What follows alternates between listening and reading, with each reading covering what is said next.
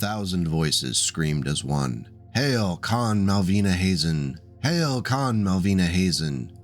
The cry changed with an abruptness that seemed rehearsed, though given the fractious Falcon temperament, that struck von Texera as vanishingly unlikely.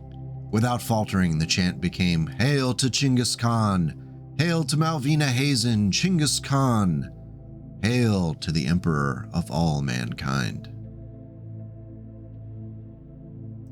To say that Alaric Ward's conquest of Terra was a contentious issue is an understatement.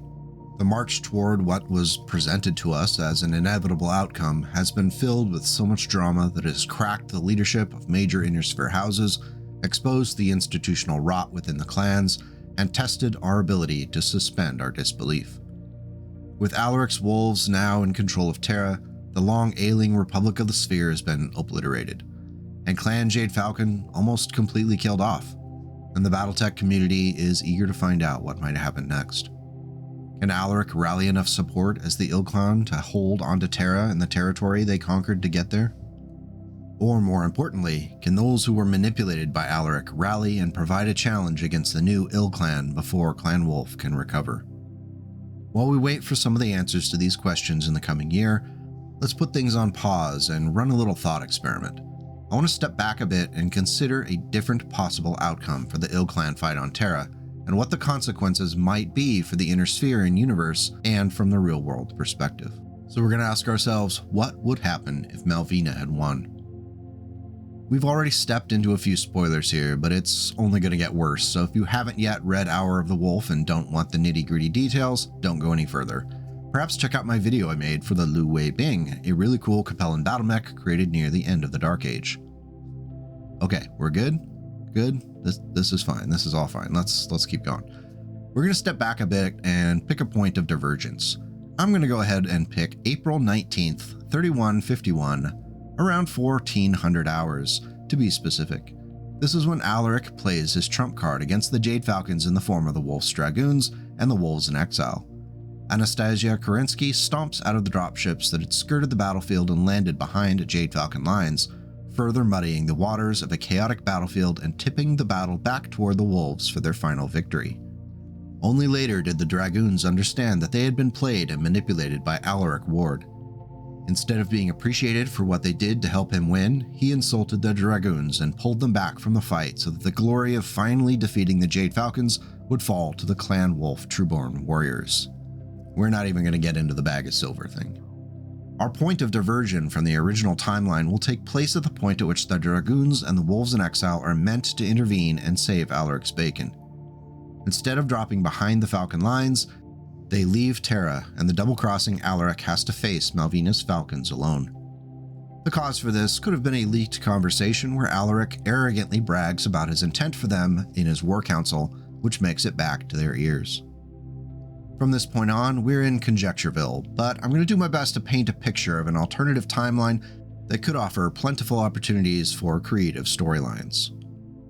First of all, the immediate consequences for the parties involved would have been quite severe. It's unlikely that Alaric Ward would have survived, and Devlin Stone definitely wouldn't. The impact for Alaric's story would have been a demonstration about how hubris can be all-consuming and ultimately self-defeating. He, along with the readers of the books leading up to this, had been told of his destiny over and over again to become Khan so often that at the point of his fall, it would have been quite the shift. We were all so sure of his inevitable success that his fall would be all that more powerful. I think a crafty writer could demonstrate just how perilous that rise was and how impactful the fall would be after his long chain of self-serving decisions come back to bite him. Alaric's death would also put to bed the long-standing claims that Clan Wolf was somehow a favored entity that is immune from the sort of harsh consequences of interstellar politics that other factions have suffered in the past.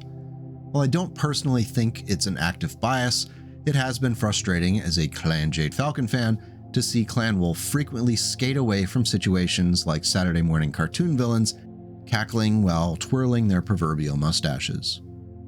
Now, for the Clan Wolf fans out there, the clan isn't meeting their end with the death of Alaric and his forces on Terra.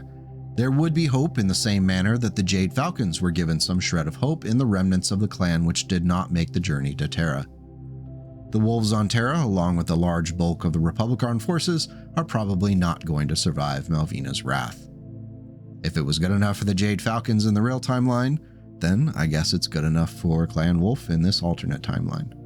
Now, speaking of wrath, the civilians on Terra would see significant changes in their lives, as the #1 priority for the IlClan Jade Falcons would be rearming as quickly as possible. Forced labor and conscription of even the most marginally willing interplanetary defense forces would be an obvious next step. The biggest challenge for Clan Jade Falcon would be the dearth of allies. Malvina may have achieved the ultimate goal of taking Terra, but as we saw in the official timeline in Hour of the Wolf, that doesn't guarantee the loyalty of the other Inner Sphere clans. In fact, even with Alaric being the more palatable choice, the reception was lukewarm, cold, or even actively hostile. I would expect the reception of the IlClan Jade Falcons to be significantly worse. The Raven Alliance, Seafox, and Rasselhog Dominion are never going to side with the Jade Falcons due to existing grudges and mistrust. The remnants of the Wolf Empire would also refuse to join with Malvina's war against, well, anyone. This leaves us with only the Hell's Horses, who we know felt incredibly insulted by Alaric's behavior on the official timeline. In Hour of the Wolf, Khan Gottfried Amaralt is immediately hostile toward Alaric, and they end up refusing to recognize him as the IlClan. The reaction from the Hell's Horses to the Jade Falcon victory is a little bit more difficult to predict. There would still be animosity towards the Falcons for not sharing the key through the wall protecting the Terran system. However, the long working relationship between the Falcons and the Horses through the decades preceding this would dull the anger slightly. The Hell's Horses were much more receptive to Malvina Hazen's Mongol doctrine, since obviously they were the ones who originally created it, and their clan ideology closely aligns with the principles of respecting a victory. Ultimately, I think their response would be close to the same as with Alaric, since Malvina would have been less than impressed with their petulant foot stomping. They might even end up dead. The most likely outcome would be them leaving Terra without committing to help the new IlClan Jade Falcons. This leaves Khan Malvina almost entirely isolated on Terra, surrounded by the immediate looming threats of the Rasselhog Dominion and the resurgent Capellan Confederation, either of which could crush what is left of the Jade Falcons on Terra when the jump ship wall finally crumbles. This is pretty much where we're left off with the story at this point in Dominions Divided. In either timeline, the clock is ticking for the IlClan, as enemies are many and allies are few, though Malvina's situation would be far more perilous. While Alaric had the opportunity and the lack of integrity necessary to orchestrate a civil war in the Rasselhog Dominion, nothing close to that would be open for Malvina.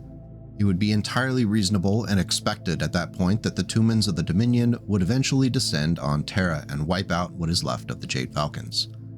It would likely come at great cost to both sides and the civilians on Terra, as Malvina is not constrained by any limitations in the use of nuclear weaponry, especially when she is backed into a corner and running out of options. Following the defeat of the Jade Falcons on Terra, both the Falcons and Wolves would take a much-deserved back seat in the BattleTech narrative for quite a while. Now understand the gravity of that statement, as I am a tried and true Jade Falcon at heart. Still, I can recognize that these two clans have sucked all of the air out of the room for a long time, and other factions deserve some of that time in the limelight. In the post-IlClan Inner Sphere, the importance of Terra would necessarily fade, especially if it was rendered a radioactive wasteland. Attention would shift outward, even to the periphery states, where there could be a gold rush of settlement pushing the boundaries of humanity. New planets full of resources could be a fertile ground for new conflicts and stories. New powers could rise and old alliances tested as old great houses struggle to remain relevant in the 32nd century. Now, elements of this can still happen under the official timeline with the Wolf IlClan, but Alaric continues to be an issue. What do you do with this narcissistic manipulator who achieved everything he set out to do? Over live streams, we've heard the CGL devs talk about how things are going to slow down a bit following IlClan and Dominions Divided. Unfortunately, I don't know how that is possible with Alaric in the picture. Either someone in his retinue has to betray him and take him out, or one of the other major houses has to move against him and win. Otherwise, that arrogance is only going to intensify. Now, if I were in charge of writing it, having to keep hold of Terra and the surrounding systems would prove to be much more difficult than Alaric expected. The pressure of trying to force the people of Terra into submission would make his mask slip, and he would start to become every bit the monster that Malvina was. Finally, after seeing the folly of her devotion, someone like Chance Vickers would have to step in and kill Alaric. Otherwise, we would still see powers align against him, but after orchestrating the malicious civil war in the Russelhog Dominion, the only major power left that offers an immediate threat is the Capellan Confederation. Time will tell, I suppose. I'm interested in hearing what you think about all this. Do you prefer the official timeline, or can you see the value in Malvina temporarily holding the crown? What do you think is going to happen with Alaric as we move forward with IlClan eyes only? I'd love to hear your thoughts. As always, thank you for watching. If you think the video was worthy, hitting the like and subscribe buttons is a mostly painless way to let YouTube know the video is worthy of sharing with others. We're closing in on that 10,000 subscriber mark, and though it is largely a meaningless metric, considering we started with 2,000 back in January, that feels pretty good. Thank you so much, and until we meet again, take care of yourself and go make the world a slightly better place today and tomorrow.